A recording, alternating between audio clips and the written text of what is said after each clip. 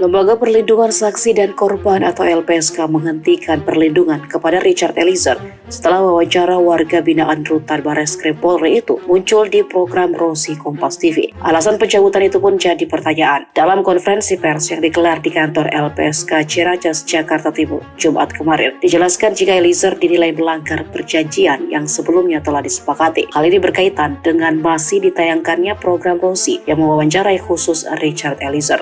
Sebelumnya, surat keberatan yang ditujukan langsung kepada pimpinan media tersebut telah disampaikan oleh LPSK. Dalam surat itu, LPSK meminta agar tidak menayangkan hasil wawancara tersebut. Namun setelah konferensi pers diketahui jika terjadi perbedaan pendapat soal keputusan pencabutan perlindungan Richard Eliezer dari para pimpinan LPSK. Tenaga ahli LPSK Syahrial menyatakan dalam pengambilan keputusan penghentian perlindungan Richard karena di wawancara Kompas TV ada perbedaan pandangan dari para pimpinan. Menurut Syahrial, 2 dari 7 pimpinan LPSK meminta agar perlindungan kepada Richard Eliezer tetap dilanjutkan. Adapun sidang Mahkamah pimpinan LPSK dengan keputusan menghentikan perlindungan kepada Richard Eliezer dilakukan pada Kamis 9 Maret di hari yang sama saat Kompas TV menayangkan program Rosi eksklusif wawancara Richard Eliezer.